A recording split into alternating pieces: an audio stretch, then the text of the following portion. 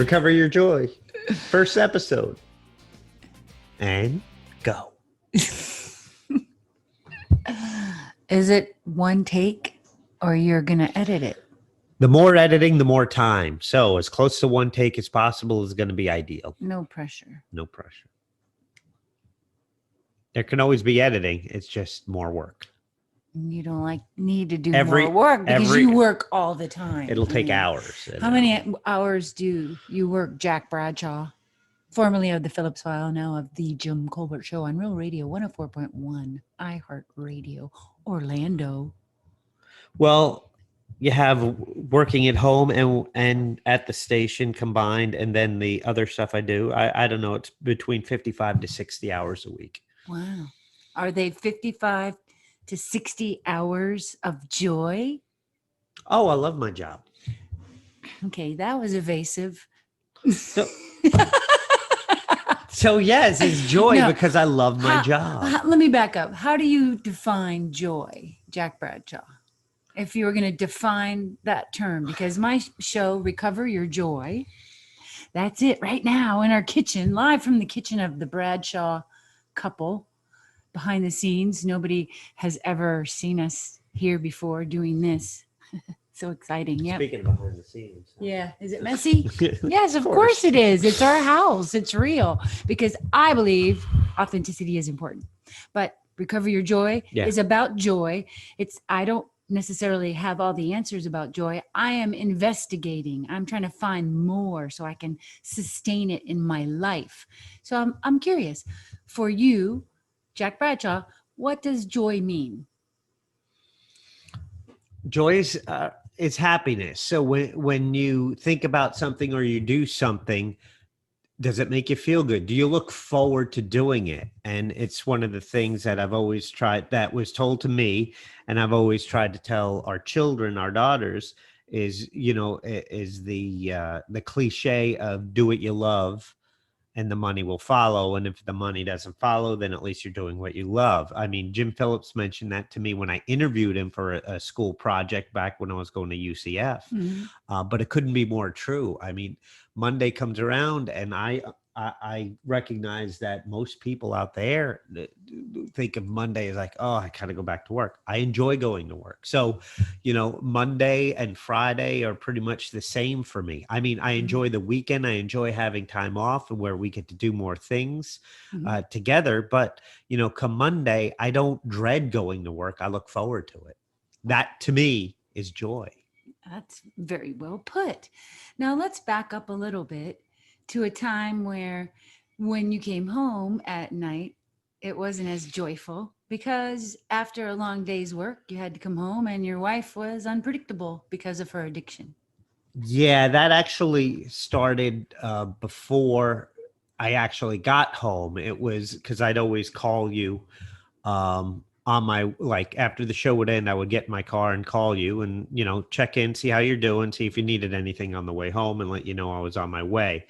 And usually I could tell if you were, what state of mind you were in. And sometimes it was a varying degree. It wasn't always just like one or the other. There was, different things.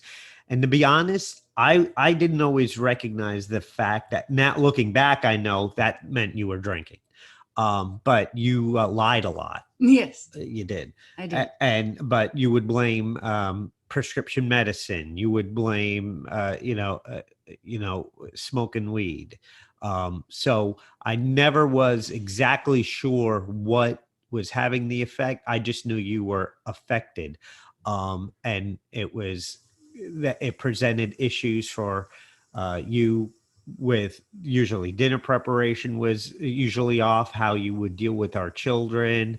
My mom, who was living with us as well. So there was that whole dynamic where you were kind of, you were not yourself. And at some point, when it got to a certain point, it was just, getting through dinner, getting you into the bedroom so you could go to bed. And then, I could resume the rest of the night.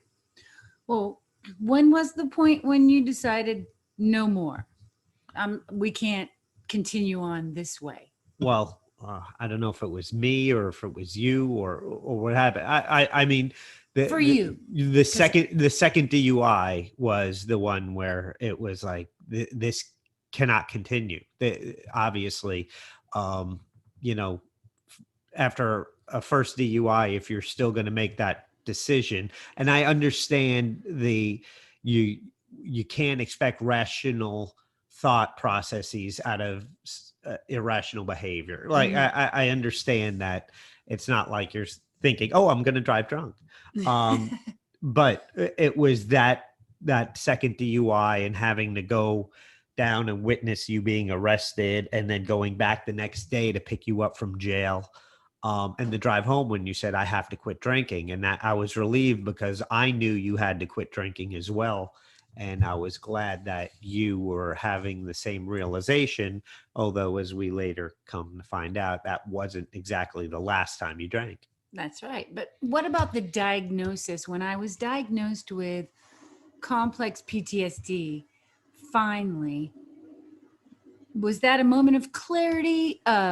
When did you feel like, oh, okay, we're going to be going in the right direction and going towards help rather than feeling despair? Because I know it was so difficult for me to get sober. I didn't get sober overnight. I failed many, many times, even though I had a breathalyzer in my car. So, it wasn't easy. It wasn't like, oh, I got a DUI, then I got sober overnight. It was like, it was many attempts of me trying and failing, Did you ever blow into that thing and it not work because you had been drinking? One time. Really? Yeah. And then I had to call in. Yeah. And what'd you say? Did you say that? They just said I had to wait. Oh, okay. I don't remember exactly, but so when did I no? So it wasn't that you got diagnosed with complex PTSD, because again, we didn't know, was that the right diagnosis, or was that just another label that they're throwing at a problem where we still don't know how to solve it. It at least felt like, okay, well, we're moving further down the road towards recovery. And I guess, you seeking help was something that I felt like, okay, we're doing what we need to do to help solve the problem we are having. So the fact that you were going to counseling, whether it was going to meetings, and then that changed to, I don't know if that went right to EDMR therapy. EMDR, sorry. And then the success stories you talked about of other people who've been through EMDR therapy. So that was hopeful, but you were in it a year and then you still were drinking. So I don't, therapy itself wasn't just like, oh, we're better now. Let's move on. It was like, okay, we're still dealing with this issue. What's next? What's next? What's next? Well, I think the nature of EMDR, I used to describe it like, if you had a fish tank and you stirred up the bottom, the sediment would all, stir up a lot of waste, and debris. And that was kind of like, I think that's what happened with me. I stirred up a lot of memories and things that I hadn't thought of for years. And that was very, very disturbing to me. And then I was also triggered by my own child, and that was an issue that I didn't really realize was happening until much later. I did not, this is what's unique about complex PTSD and finding the therapy that I needed. I'm also as frustrated with myself as everyone else is. It's not like I know what's happening and I know the answer. Right. Either. Right. But I was determined to find the answer. And I think when we saw that program with Oprah Winfrey that talked about the ACE test, that was a moment of clarity. It was, it was an episode of 60 Minutes, Oprah Winfrey reporting, and it focused on prisoners, but talked about childhood trauma and how that affects later behavior in life, and how many people in jail exhibited behavior that was a result of childhood trauma. And the ACE test, and ACE stands for adverse childhood experiences. And so that ACE test that helped you determine if you were a victim of childhood trauma. So I'm watching that. I'm like, oh, Naome should see this. And that's when I got you. You came and watch it. And that was one of those watershed moments, right? Absolutely. Yeah. Because when we paused the program and took the test together, we noticed that your score was vastly different from my score. I had a 1 out of 10. And I had a 9 out of 10. And where do they say trauma lies or there's a problem? Well, the thing in the program that stood out to me the most was that if you scored over a 4, which, obviously 4. I did, then you could die 20 years sooner than someone who did not have a score that was that high. And that's based on the behaviors that you might take on because of your upbringing. Which besides an earlier death, you also, it's the rest of your life it's because of that, the more troubled path you're going to have because of misery. Those behaviors, the more misery. Right. Exactly. But that wasn't, then you had to find out, okay, I have a 9 out of 10. Now what do I do? Yes. And that took a little more research on your part to find out what was next. Right. Well, since my background is genealogy and I am a bit of a bloodhound when it comes to research, I made this my new passion project instead of my dead relatives. Yeah. I wanted to find out what would heal me because I just didn't, I wasn't satisfied with the end of the program and there not being some resolution or cure. And I was like, well, I don't want to die 20 years earlier. Yeah. What's the cure? So I looked it up online. And what I found was that EMDR, which stands for eye movement desensitization and reprocessing, that type of therapy was the number one thing that helped people with complex PTSD. Right. So I looked it up on our insurance plan. And what do you know? There was one provider in Maitland, Mindful Heart Institute. And so I called them right away and made an appointment. And that was what changed everything. But you still had those moments because as you talked about with the analogy of the fish tank, the process of therapy involves identifying those childhood traumas. So that's kind of stirring up that silt in the fish tank, making the water cloudy. And then you kind of have to process those. So as you kind of had those triggers throughout the therapeutic process, which culminated with a day in June of 2019. And that's in my first blog at tracingtrauma.com. And I keep debating whether I should go back now that I'm a bit better as a writer and edit my old blogs or leave it as the evolution of me, because I'm improving over time and continue to do so. So maybe I'm just going to leave it. I think you should leave it. Leave it? Yeah. But that first blog touches on that. So. Yeah. And so that was a moment. And so why do you think that moment, it was just like an on-off switch? And I know a lot of people who go through addiction and alcohol addiction.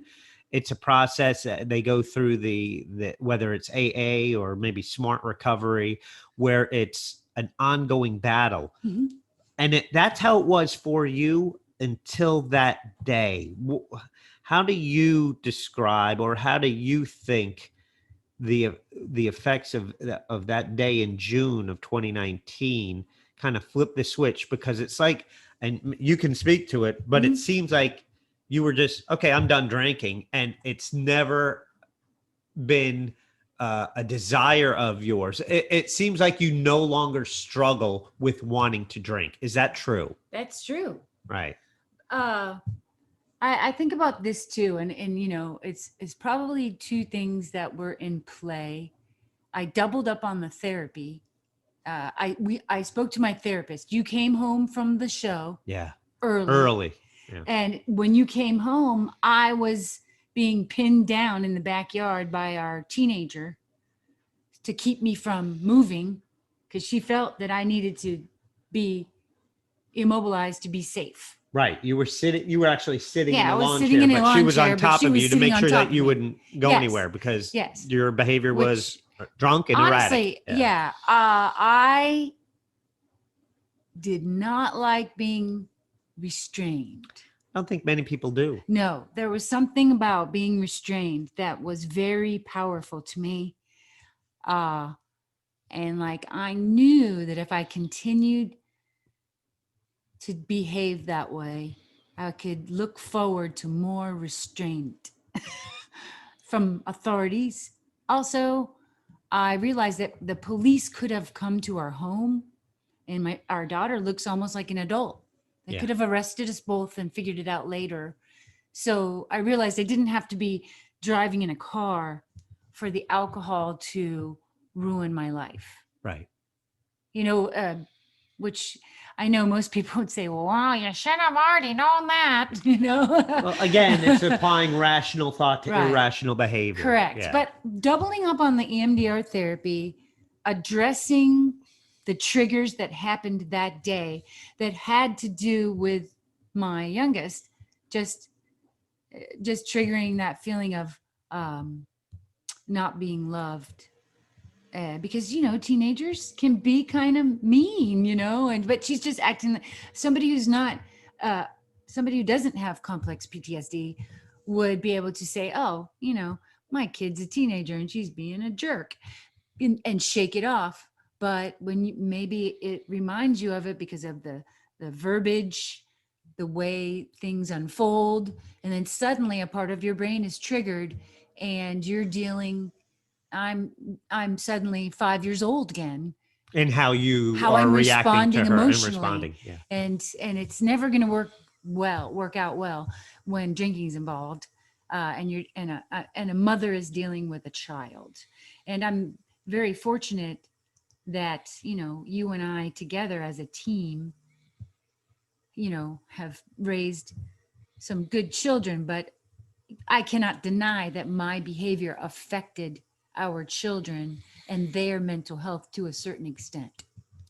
I've had to fully realize that and take responsibility for my part in that, but also trying to offer them as much healing and help as I can. Right. But then understanding not to be codependent and leave it to them to find their own path for healing, because I believe each individual person that struggles with addiction has to find their own special path that fits for them, you know? Right. Because AA wasn't your path. No, not for me. I believe AA is a fantastic organization. I met some amazing individuals that have years of sobriety under their belt and have spent a lifetime helping others, taking them under their wing. And I think the 12 steps for as a general way of life for everyone is kind of a great template for assessing yourself, making amends to others when you've done wrong to them. And that because the 12 steps aren't meant to be done once, they're meant to be a continual house cleaning of our personality and our flawed personality traits, you know, trying to weed those out and trying to, you know, become a better person. So that's what AA is. But as a traumatized individual, and the book being so old, it's from the 30s. It's a little The book for AA. For AA, Yeah. it's the Alcoholics Anonymous Right. book. It's a little So- misogynist. Yeah. It's a little archaic in its verbiage, you know, in that regard. But a lot of the things were fear-based, like Right. saying you're always going to be an alcoholic for the rest of your life, and you can never relax because your addiction is a guy in the corner and he's doing push-ups and he's just waiting for you to relax, you know. And all I could hear was, oh, you know, it was like my inner child was like, oh my God, this is danger. I gotta leave. Oh, red alert, you know. But then there is smart recovery, which is also for addiction. Right. What's just and Well, really quickly, let me what's just the say- difference between that Let me and just AA? break it down how AA helped me in the beginning, because they have an app, 24/7 meetings right there, people that want to help you no matter what. And if you can't stop drinking, you could show up drunk. It's not advised. It's not the best thing, but they can't kick you out. So if you're really struggling, and that's a great place to start, NA or AA for drugs or alcohol. Those are great organizations. And if you're not the alcoholic and you're the family member, then you can go to Al-Anon and just look those up. Look in your phone apps or look it up online, and you can find out where some meetings are anywhere around you, no matter where you live. But for me, once I got to a certain point, I knew it wasn't going to help me anymore, and I didn't want to turn back to drinking. So I looked up some alternatives, and I found Smart Recovery, which has been around about 30 years, I believe, and it's scientifically based, intellectual. Instead of calling someone an alcoholic, if they don't choose to identify that way, they don't have to do that, and they kind of treat all addictions under one umbrella. But the thing that stood out and helped me from that organization was the talk about, you spent a lot of time being an addict. You spent time acquiring the drink, buying the drink, drinking the drink, going to the places to get the drink. Then you spent time recovering from being drunk. So once you take away the alcohol, and all that of frees those, up a lot of time. Yeah, there's like a lot of time left. And a lot of people, that's where it trips them up, because, idle hands. And you have to fill the void. Yeah. And basically that's what you want this podcast to be about, how you fill that void. Right. This is the way that I think I can address that void for myself, but also for other people. And I don't necessarily think recovery, in the sense of recovery or joy, has to do only with addicts, because I think, especially after this pandemic, I mean, we've all been through a traumatic event, and many people out there have had struggles with their mental health. And when I have depression, the last thing I can see is joy. I can have something beautiful right next to me, and I'm not able to see it. So what I want to do is, when I'm able to be joyful, I want to show it to you all, but I want to be also authentic. I want to let people know where I'm at for real. And sometimes I might want to see some of your joy. If people could send in some videos of them saying, hey, I have a weird, unusual joy that's healthy. I'm not interested in the joy of drinking alcohol. Be careful. Be careful when you ask people to send in videos of what makes them joyful. Yeah, I'm not interested in anyone nude, any body parts that your mom doesn't want to see. Anyway, so everything, your podcast, your blog, everything, and even your music is all at NaomeBradshaw.com. That's the mothership, NaomeBradshaw.com. And you worked so hard on my website. This man, the love. You know what I can describe your love for me is yesterday. We've been trying to exercise to be healthier, and we went on a bike ride, and I got a little triggered because I'm not as physically conditioned as Jack, because he's riding his bike for like 20 miles, 15 miles a day. And I just started out, so we did 5 or 6 miles. And so I was like, behind him. And I started to feel like when I was a kid and, a family of athletes, and I'm in last place. And, I said, honey, I don't like being last. And he goes, oh, okay, I'll be last for you. He's so dreamy. I let her pass me on a bike, so if that means a lot to her. I'll be last for you. Happy anniversary, dear. I love you, baby. Are we done here? Yes, I think we are for this episode of Good. Recover Your Joy. Good. Thank you, Jack Bradshaw, for being Bradshaw. What's your name again? Oh, it's mine. Thank you, Jack Bradshaw, for being my guest. I promise I'll get better at this. Really. Yeah. And maybe I'll even look better next time. Not bad for, just a weekend day. We just kind of said, hey, let's do this. Yeah, let's do this. All right. Team Bradshaw. Team Bradshaw.